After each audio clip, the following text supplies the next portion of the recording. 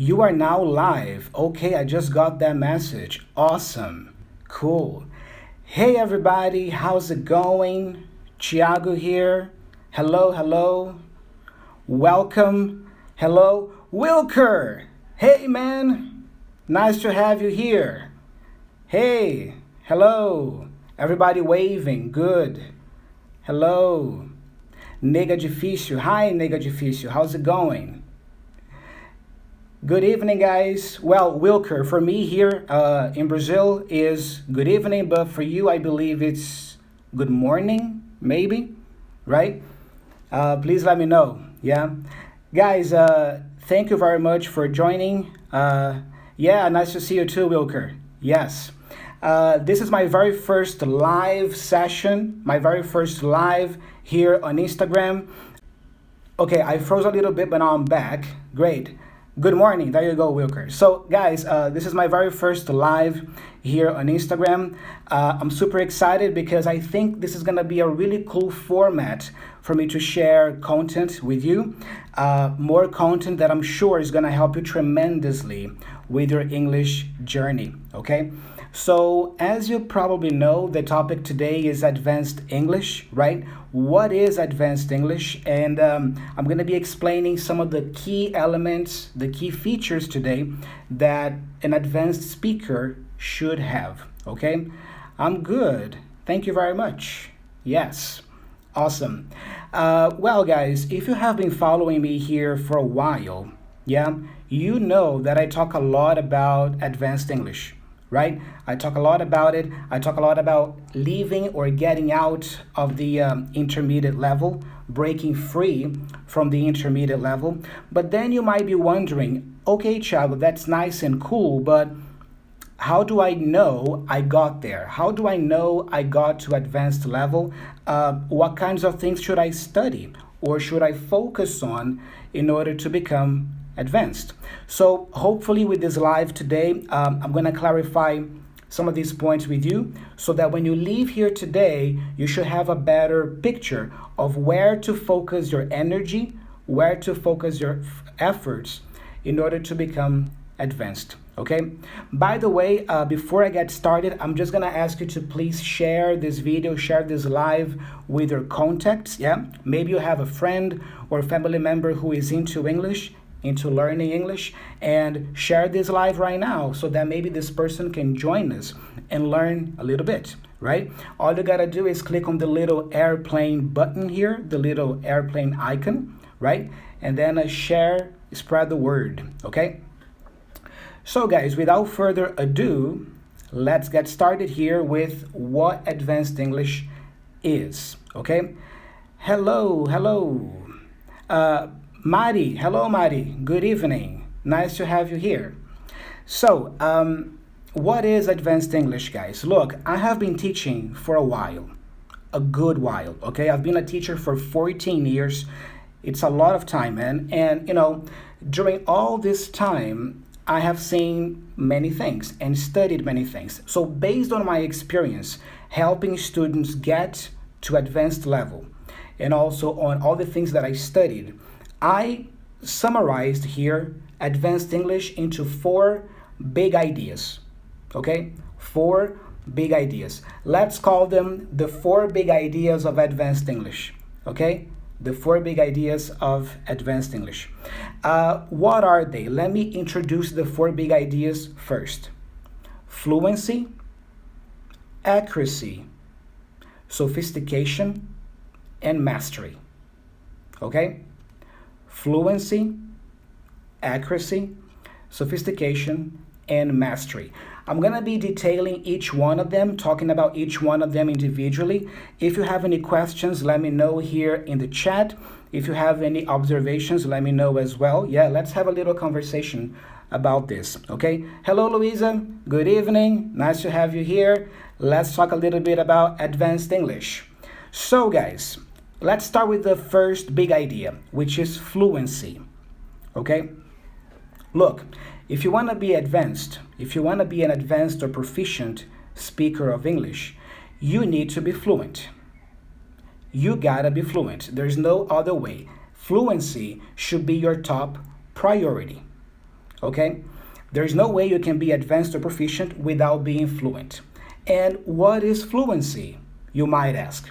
Fluency is basically the ability to communicate well without too much hesitation, without pausing too much. Basically, a conversation in English with you flows. You know, if you are able to understand people, people understand you back, and you can express yourself, your ideas, without too much hesitation, and the conversation flows, we can say that you have fluency. You are fluent. Okay? So that's it. That's the top priority that you should develop. Hey, Fib, how's it going? Nice to have you here. Good evening. So, you might be asking now, how can I improve fluency? Well, by speaking. There's no other way. You have to speak, right? Look, if you want to be a better English communicator, if you want to speak better, you have to speak more frequently, more times. Just like if you want to be a better driver, you have to drive more frequently. If you want to be a better dancer, right, Wilker? You have to dance more frequently. You have to practice more frequently. The same idea. If you want to be a good speaker, you have to speak more frequently. And there are many ways for you to do that. Nowadays, it's very easy for you to find people online to practice conversation with. Also, you can take classes with a private teacher, either one-to-one or in groups. Hello, here I am, right? And also, if you have a friend or family member who speaks English, why not practice conversation with that person? Maybe once a week, twice a week, you just talk in English with that person. And you can always talk to yourself. I know, yeah? It seems a little crazy, but it's not, guys. Practice speaking out loud with yourself. Because what matters is you have to practice moving the muscles on your face, moving your articulators in order to speak this language, to speak English, to produce the sounds of the English language. So why not have a conversation with yourself? Talk about what you're going to do that day, what you plan to do, what you did the day before, okay? But you need to physically produce the sounds frequently. The more you do that, the more comfortable you will be when you have to speak for real with a person in a conversation, okay? It's all a matter of practicing. Also, for fluency, I would say pronunciation is crucial as well. Okay? So you need to improve or work on your pronunciation. Hey, Joanna, waving back at you. Hello. Thank you for being here. It's awesome. So, guys, pronunciation. Yeah? Understanding the main sounds of the English language. Yeah, that's very important.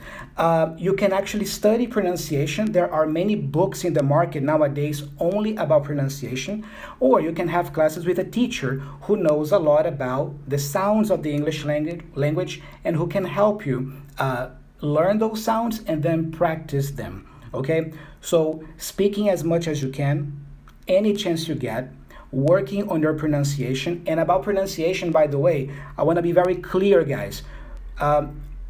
Improving your pronunciation does not mean speaking like a native speaker, okay? It has nothing to do with that. Having good, clear pronunciation doesn't mean speaking like a native speaker. I want to be very clear about this. But it means articulating your sounds and your words the best way you can so that it's easy for people to understand you, okay?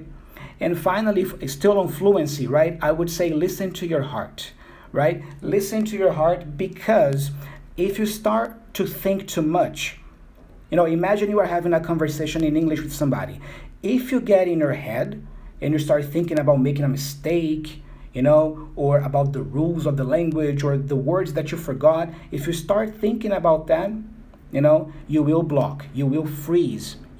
So when I say listen to your heart, that's what I mean. Just go with the flow.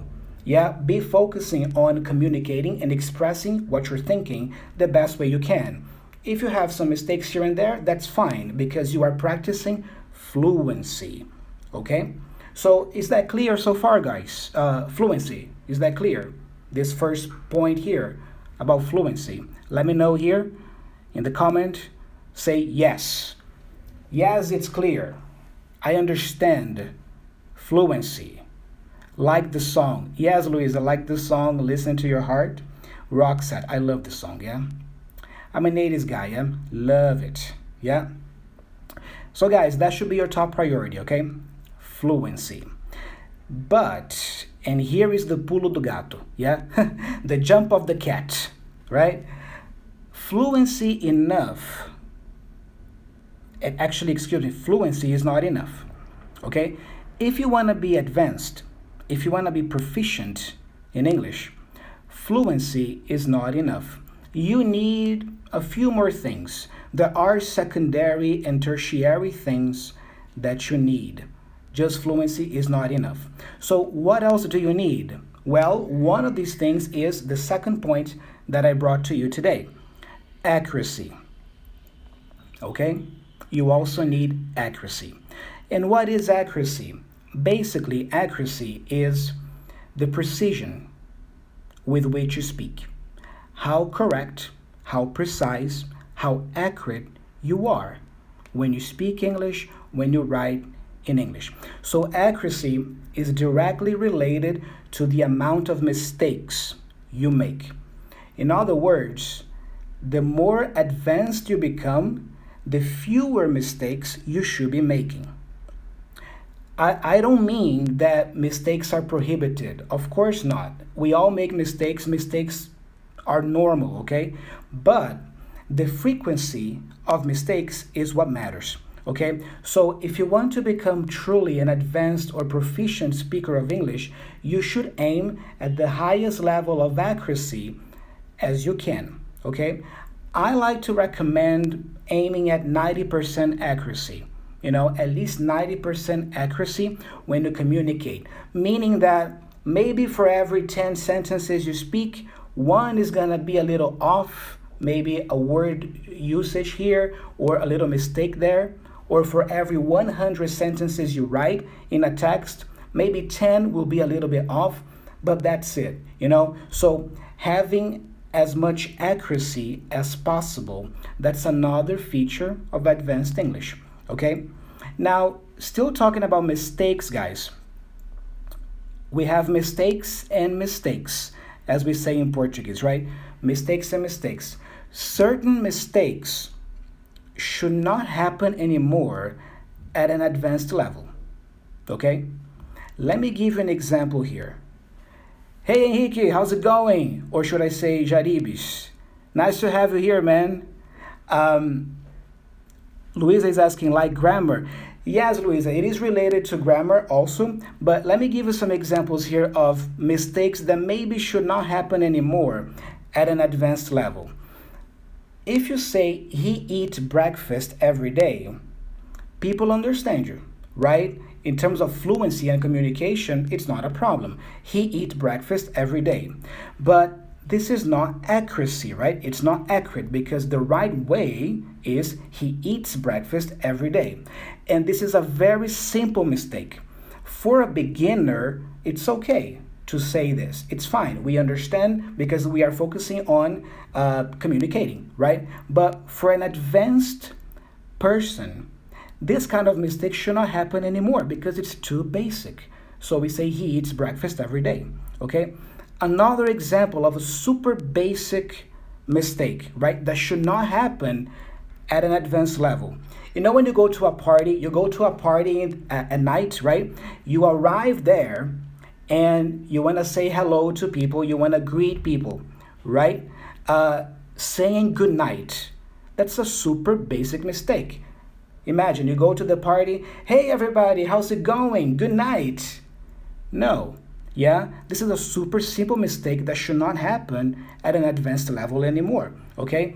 We know that if you arrive somewhere, you say good evening, right? Hello everybody, how you doing? Good evening. Oh, I have to go, I'm late. Good night, right? So these are some examples of very basic mistakes that shouldn't happen anymore at an advanced level. So you might be asking, okay, Thiago, so what kinds of mistakes are okay, are accepted, right? At this level. First of all, mistakes related to more sophisticated language. Okay? if you are trying to use better vocabulary, different expressions, maybe a new phrase, a new expression that you learned recently, if you are trying to push yourself, it's okay to make a mistake because you are pushing the language. You are trying to be better, pushing what you can do. Okay?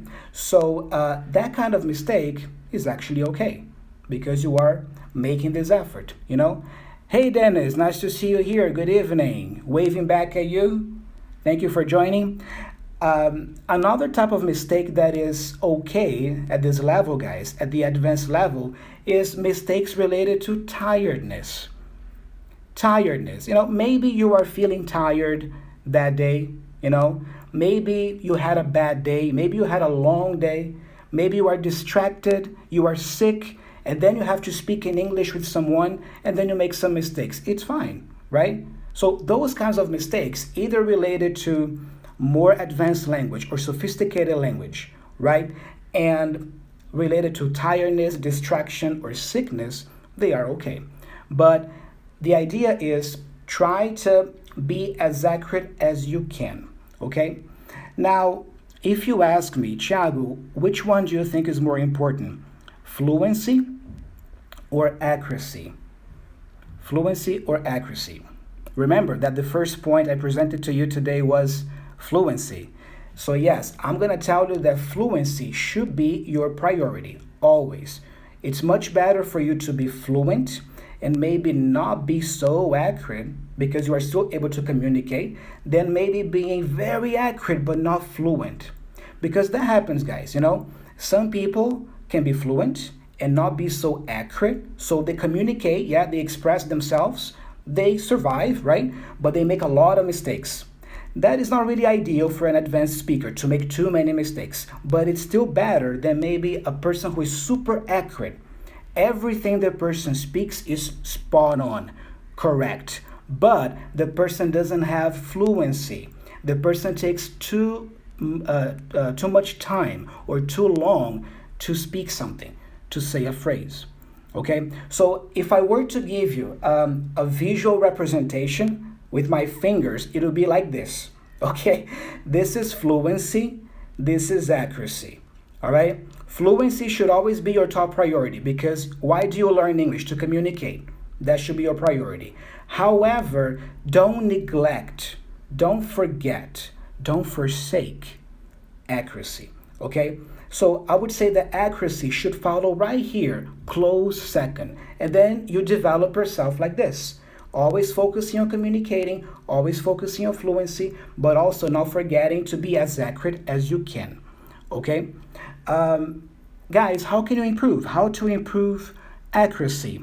You can improve your precision, your accuracy in many areas. Some of them are vocabulary, using more accurate words for specific situations, okay, using the words correctly. The grammar, yes, the structure, using the structures correctly when you write or when you speak, and also pronunciation, right? Trying to enunciate the sounds of the English language the best way possible. Remember, not to speak like a native speaker, that is not the case, that is not the purpose, but to speak the best way you can so that you can sound clear to people, okay? Now, is it clear here, guys? So far, so good about fluency, accuracy. Are you following? Do you have any questions? Fluency, accuracy, yeah? Any comments, any observations about this? So remember, fluency, top priority.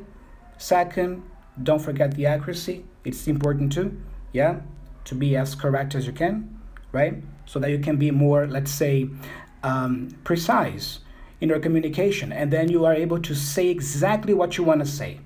You say exactly what you want to say. That's the point. Sometimes you want to say something, but then you lack enough language to say that, and then you find a way to communicate that. You go around. That's good. That's great. But for advanced and proficient speakers, you want to be more precise. You want to be more spot on what you want to say. All right? Guys, moving on here. Great. Agree 100%. All right. All good, Wilker? Yes. Wilker, what's the weather like in New Zealand over there? Is it hot? Is it cold? Let me know here. I'm curious. Yeah? Guys, the third point that I brought for you today is sophistication. Okay, so the four big ideas: fluency, accuracy, and now sophistication. Okay, that's another key element of advanced English. Okay, and for you to be more sophisticated, we can work on two fronts: vocabulary and grammar. Okay, so about vocabulary, let's say having a wide range of vocabulary. The more different words you know to communicate the same thing or similar thing, the better. Yeah? And how can you improve your vocabulary? There are some ways. Yeah? It's hot today, Wilker. Yeah, well, down here in Brazil, here in Curitiba, is warm. Yeah? It was warm today. It was a bit raining today, but warm. Guys, word formation. That is a very nice topic. It's one of my favorite topics to teach, word formation. What is word formation? Basically is, okay, I froze a bit, but I'm back. Basically, it's about picking the words you already know and coming up with different forms of the same words. Let me give an example. Listen to these phrases, okay? This is word formation in practice. I have a beautiful daughter. Whitney Houston sang beautifully. My sister has a beauty salon. I like to decorate my house with posters because I believe posters beautify the place. You see, this is word formation. You see how cool it is? I'm using beautiful, beauty, beautifully, beautify, right? By the way, did you know that beautify is the verb, is the action for beautiful? When you beautify something, you make something more beautiful. Hello, Trajano Antonia. Hello. Hello. Waving back at you. Good evening. Thank you for joining. Yes. Yes, Dennis. Emma. Yeah, that's her name. But you see, guys, this is word formation. Beautiful, beautifully, beautify, beauty. Other examples: success, succeed, successful, successfully, unsuccessfully. Being able to use all these words in phrases like this. So this is a great way for you to improve vocabulary, okay? Another great way is by learning phrasal verbs. Those phrasal verbs, those expressions that usually have two phrases or three phrases. Usually it's an action with a little word, and the little word is like up, down, in, on, right? So go through, for example, come up, right? Get over. Yeah, so learning expressions like that, that's also very useful for you to improve your vocabulary. I would say also idiomatic expressions or idioms, okay? An idiom is a phrase in English that should not be translated literally, okay? For example, I can say to you, hey, this is a secret, don't tell anyone, okay? I can say that, or I can use an expression. I can say, hey, keep it under your hat, okay? Keep it under your hat. Keep it under your hat. If you translate that literally, it doesn't make much sense, kind of, right? You keep it under your hat, but what does it mean? It means keep it a secret. Don't tell anyone. Another example, he acted impulsively. Okay, or you can use an expression, he jumped the gun. He jumped the gun. So when you jump the gun, you are impulsive. You act hastily, impulsively, So these are idiomatic expressions. Learning them is also a great way for you to improve your vocabulary range, okay? How many words, how many phrases you know, okay? If you can use them, that's great, but I think more important than using these expressions is learning them and recognizing them, understanding them when you see them. You know, if you see an expression like that in a movie, for example, yeah, you are able to understand. If somebody uses that expression in an interview, you are able to understand. So you don't have to feel obligated to use these expressions yourself if you don't want to, but you should learn as many as you can so that you can recognize them when especially native speakers use them in communication. Okay? Like I said, in movies, interviews, maybe songs. All right? Hey, Danny, how's it going? Good evening. Good to have you here with us. Waving back at you. Yeah? Nice to have you here. So, talking a little bit about synonyms now. Synonyms. Still on vocabulary, right? Synonym is a word that has the same or similar meaning to another word. Let's think of the word look, for example, yeah? Look, the verb look. Okay, can you think of other words that could be used instead of look? Think a little bit, and then maybe you can share here in the chat. Yeah, can you think of more words, more verbs with look? Dennis is asking, so getting to a more advanced level is a lot about vocabulary, right? How can we find them in newspapers, for example? Yeah, that's an excellent example, Dennis. Excellent example, yeah? Reading the news, reading magazine articles. I would say that's actually good that you pointed that out, yeah? Because the more authentic material you can communicate, you can actually consume, the better. So at this point, you should be consuming a lot of authentic material. What is authentic material? English used in the real world. You know, so yes, reading newspapers, watching the news, magazine articles, watching movies, watching series, watching speeches and talks, right? Very nice. Gabriel, hey Gabriel, nice to have you here. Good evening. Waving back at you. Thank you for joining. Yes, awesome. Yes, Dennis mentioned here gaze. Gaze is a great option for look. Remember, guys, so think of different words for look. We have gaze. We have peek, glance, glimpse, stare, glare. You see, all these words are related to looking. Of course, they mean they have slightly different meanings because each one of them is about looking at a specific way, in a specific way, but all of them are related to looking. You see, gazing, staring, glaring. Okay? Yes, Gabriel, see you later. We have class tonight, right?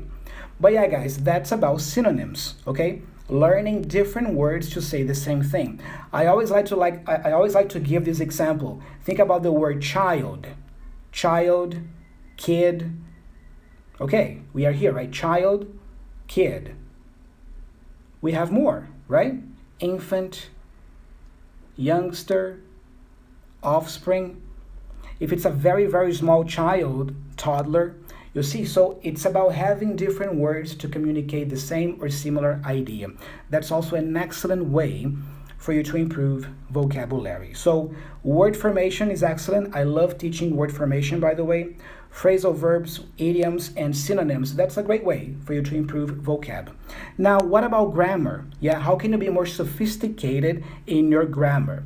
First of all, I know that when I mention the word grammar, people usually roll their eyes like, oh my God, grammar. But look, guys, I'm going to be very honest with you, okay? Grammar is important. Grammar is important. But the problem, I think, sometimes is that people go about grammar the wrong way. They study grammar the wrong way. Look, it's much more productive for you to think about it not as grammar, but as structures or different types of phrases. Also, don't think about grammar per se. Think about the function, the purpose of that type of phrase. For example, you don't have to learn first conditional, like, the term, but you have to know how to threaten someone in English. How to threaten someone in English. For example, imagine a parent, right? A mom or a dad threatening the kid. Hey, If you don't do your homework, you won't play video games. That's a threat, you see? Or if you don't obey me, you will be grounded. Grounded, right? If you don't obey me, you will be grounded. Grounded, yeah? So the structure is called first conditional. But you don't have to worry about the terminology. Worry about the function. What kind of phrase is that? It's a phrase to threaten someone.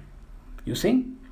This is a much more productive way, unless you want to be a teacher. If you are a teacher, if you want to be an English teacher, or if you are a grammar freak, a grammar lover like Danny is, right? If you love grammar, okay, and then you study the terminology. I love grammar too. I've always loved the terminology, right?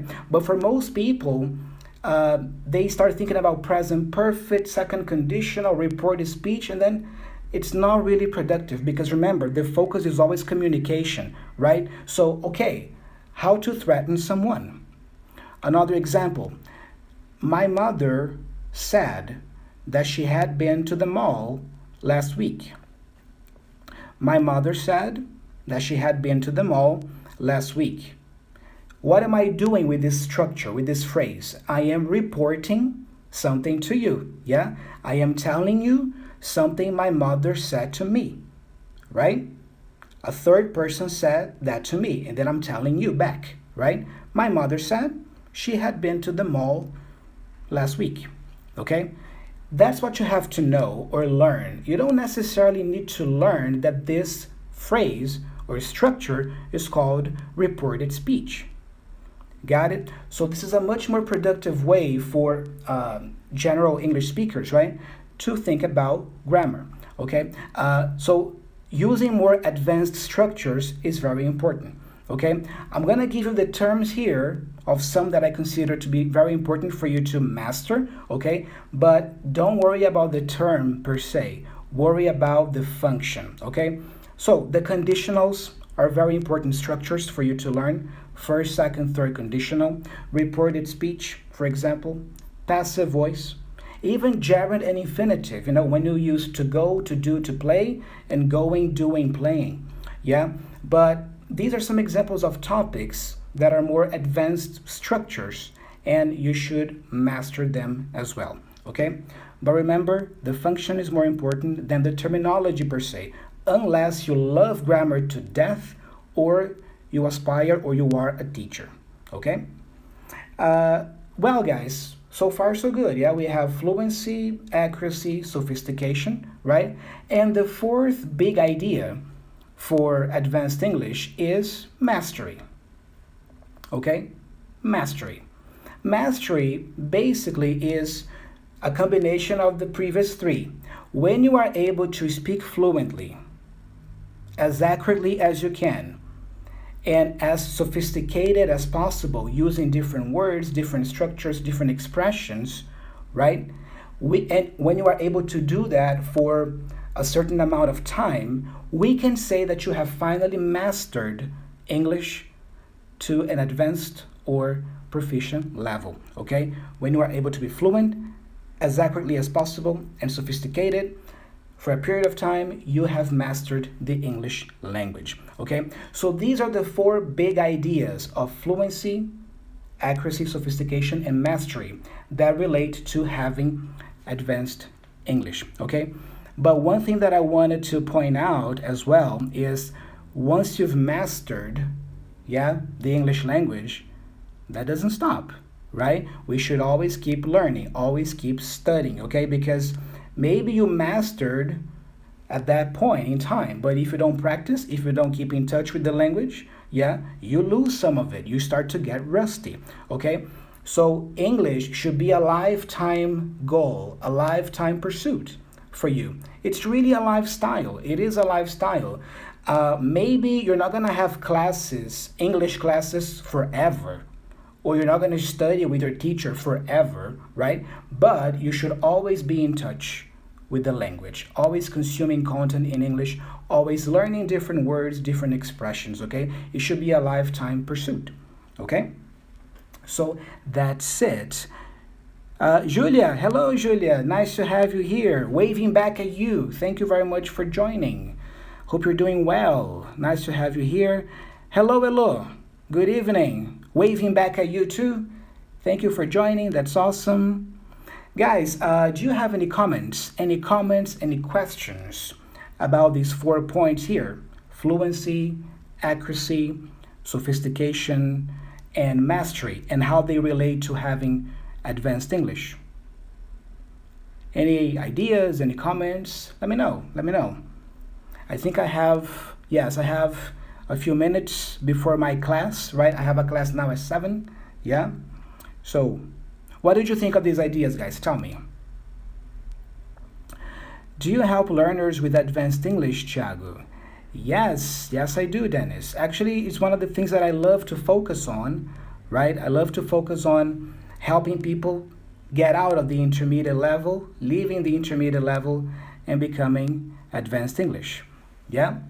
Courses and stuff. Yeah, it's funny that you mentioned that. I have been on the works, guys. I have been developing an online English course all about advanced English. All about advanced English because I feel like there isn't much, content out there specifically for advanced students. So I've been working on that course and it's looking great. I'm very proud and excited. As soon as it's done, I will be opening registrations and I will let you know. Yeah, you will be among the first ones to know. Yeah, so it's been awesome. Dai, hello Dai, good evening. Great. Guys, well, thank you so much for joining me today. If you don't have any other questions or, comments or observations about that, I hope that was clear for you. Only advanced students, Louisa. Yeah, actually, people who are intermediate. That's the focus. That people who are intermediate or upper intermediate and who want to get to advanced. That's it. So the course is going to be structured to help people become advanced speakers. So all these things that we are talking about here, right? Developing fluency, vocabulary, sophistication, right? Will be there. Okay, it's been great. Dennis, thank you so much. Yes, thank you very much. Yes, appreciate that. Cool, guys. So, look, again, thank you so much for joining me today. If you have any suggestions of future topics for me to cover here, on the live sessions, let me know because I plan to have these lives more frequently here on my profile.